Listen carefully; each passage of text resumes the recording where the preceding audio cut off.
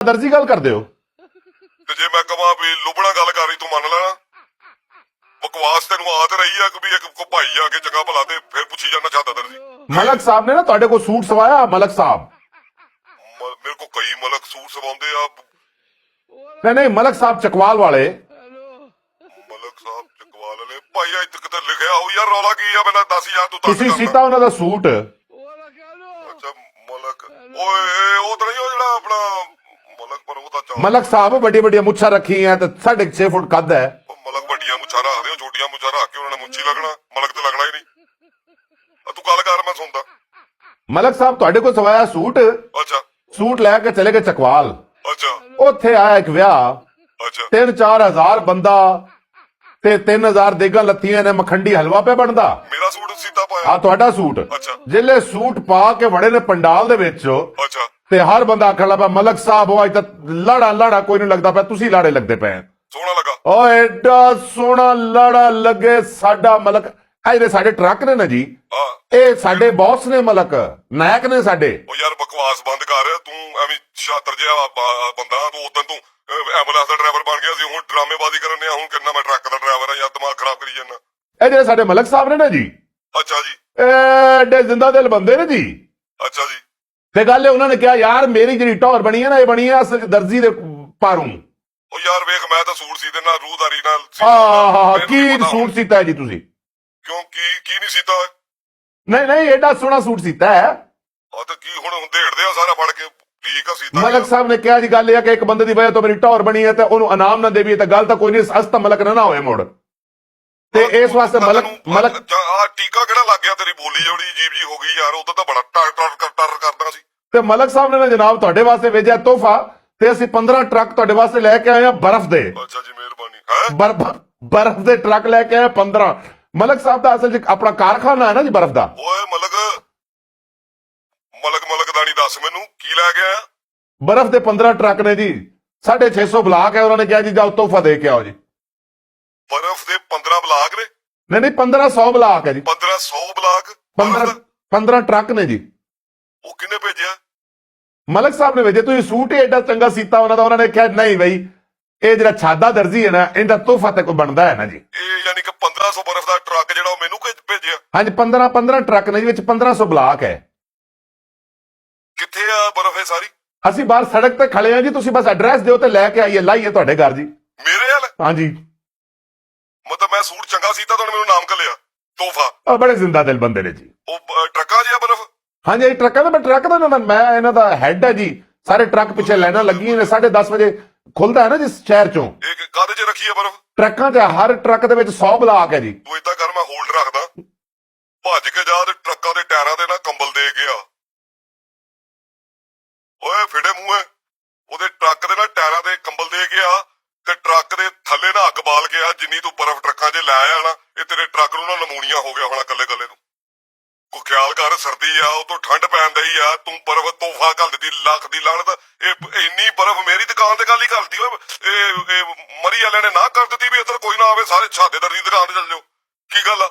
ਜਾਂ ਮੈਂ ਕੋਈ 5-7 8-10 ਇਕੱਠੇ ਮੁਲਕਾਂ ਦੀ 올림픽 ਸਕੇਟਿੰਗ ਇੱਥੇ ਆਪਣੀ ਦੁਕਾਨ ਤੇ ਕਰਾਉਣ ਲੱਗਾ? ਕੀ ਗੱਲ ਆ? ਪਰ ਜਲਦੀ ਲਵਾਓ ਜੀ ਬਰਫ਼। ਬਾਂਦਰ ਮੂੰਹ ਕਿਸੇ ਦਰਦੀ ਦੀ ਵੀ ਸੁਣ ਲਾ। ਮੈਂ ਤੈਨੂੰ ਕਹਿ ਲਿਆ ਬਈ ਮੇਰਾ ਦਰਜ਼ੀਆਂ ਦਾ ਕੰਮ ਆ, ਕੋਈ 1000 ਨੂੰ ਹੱਥ ਮਾਰ। ਇੰਨੀ ਬਰਫ਼ ਮੈਂ ਕੀ ਕਰਨੀ ਓਏ?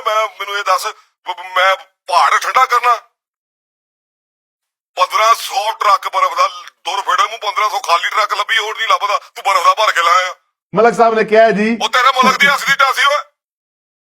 ਯਾਰ ਤੰਗ ਨਾ ਕਰ ਯਾਰ, ਮੈਂ ਸਾਡਾ ਦਰਦੀ। ਮੇਰੀ ਗੱਲ ਸੁਣ, ਮੇਰਾ ਨਹੀਂ ਕੰਮ ਹੈਗਾ ਸੋਹਣਿਆ। ਮੈਂ ਕੋਈ ਸੂਟ, ਨਾਲੇ ਮੇਰਾ ਕੰਮ ਆ ਸਾਰਾ ਸੂਟ ਸਿਲਾਈਆਂ ਦਾ।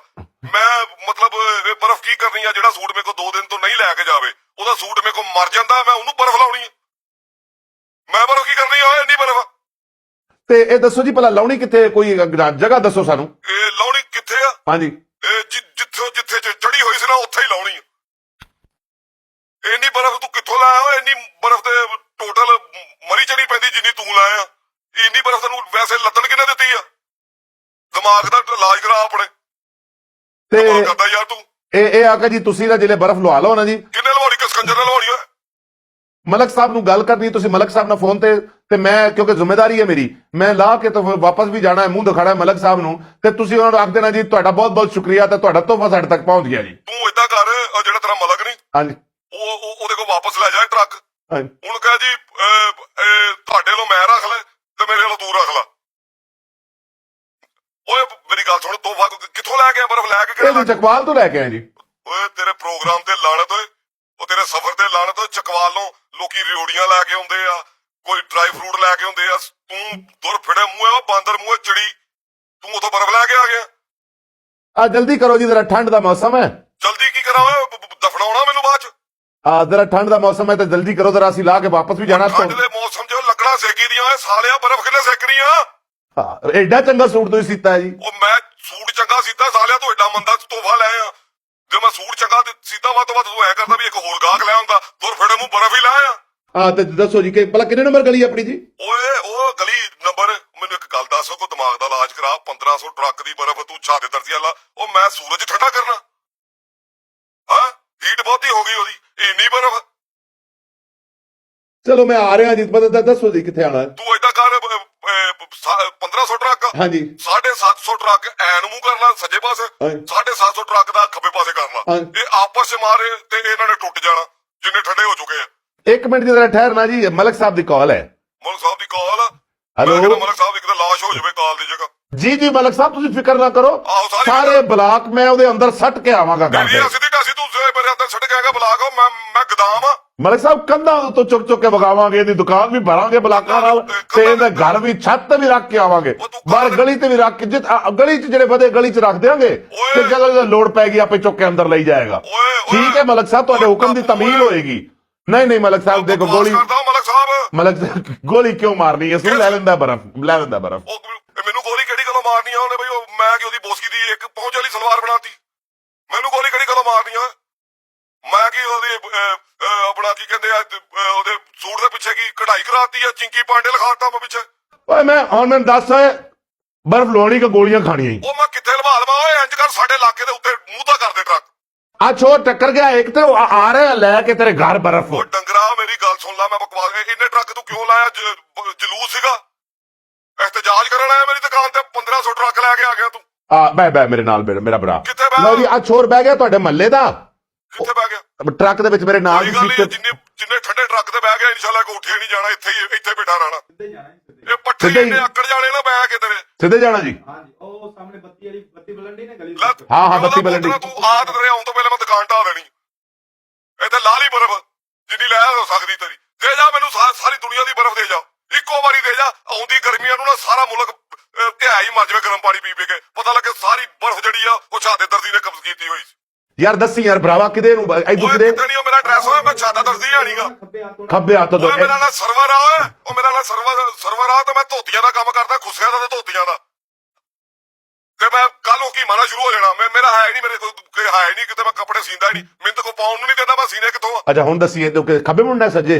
ਨਹੀਂ ਨਹੀਂ ਅਗਲੀ ਗਲੀ ਓਏ, ਅਗਲੀ ਗਲੀ, ਅਗਲੀ ਸੱਜੇ ਵੀ ਨਾ ਮੁੜੀ, ਖੱਬੇ ਵੀ ਨਾ ਮੁੜੀ, ਤੂੰ ਨਾ ਮੁੜੀ, ਤੂੰ ਮੁੜੀ ਨਾ ਸਾਲਿਆ, ਤੂੰ ਮੁੜੀ ਨਾ। ਮੈਂ ਤੈਨੂੰ ਕਹਿੰਦਾ, ਤੂੰ ਜਾਣਦੇ ਮੈਂ ਹੈ ਹੀ ਨਹੀਂ ਇੱਥੇ, ਮੈਂ ਤਾਂ ਮਰਿਆ, ਮੈਂ ਤਾਂ ਬੰਦਾ ਹੀ ਨਹੀਂ। ਮੈਂ ਕਬਰਸਤਾਨ ਨਾਲ ਗੱਲ ਕਰਨੇ ਆ, ਮੈਂ ਬੰਦਾ ਹੀ ਨਹੀਂ, ਮੈਂ ਹੈ ਹੀ ਨਹੀਂ ਦੁਨੀਆ ਤੇ, ਹੈ ਨਹੀਂ ਮੈਂ ਇੱਥੇ। ਮਾਰਨਾ ਮੇਰੀ ਤਾਂ ਦੁਕਾਨ ਹੀ ਕੋਈ ਨਹੀਂ, ਮੈਨੂੰ ਤਾਂ 20 ਸਾਲ ਹੋ ਗਏ ਮਰੇ ਨੂੰ। ਇਸ ਤੋਂ ਪਹਿਲੇ ਮੈਂ ਇੱਕ ਕੋਠੀ 'ਚ ਸੀਗਾ, ਉੱਥੇ ਉਹਨਾਂ ਨੇ ਕੋਈ ਦਮ ਦੁਮ ਕਰਾ ਕੇ ਮੈਨੂੰ ਬਾਹਰ ਕਢਾਤਾ, ਮੈਂ ਆ ਕੇ ਇੱਥੇ ਡੇਰਾ ਕਰ ਲਿਆ। ਮੈਂ ਮਰ ਗਿਆ ਯਾਰ, ਮੈਂ ਨਹੀਂਗਾ ਇੱਥੇ। ਇਹ ਬਰਫ਼ ਤੂੰ ਥੋੜੇ ਵਾਪਸ ਲੈ ਜਾ, ਮਲਕ ਜਾ ਸਾਨੂੰ ਜਾ ਕੇ ਆਇਆ, ਉਹਨੂੰ ਕਹੋ ਜੀ ਰੂਹਾਂ ਬਰਫ਼ ਨਹੀਂ ਲੈਂਦੀਆਂ। ਨਾਲੇ ਮੇਰਾ ਘਰ ਇੱਥੇ ਕਿਤੇ ਵੀ ਹੈਗਾ, ਮੇਰਾ ਸਮਾਨ ਨਾ ਜਿਹਾ ਘਰ ਚੌਥੇ ਸਮਾਨ ਤੇ ਆ ਮੈਂ ਇਸ ਟਾਈਮ, ਆ ਜਾ ਲੈ ਕੇ ਬਰਫ਼।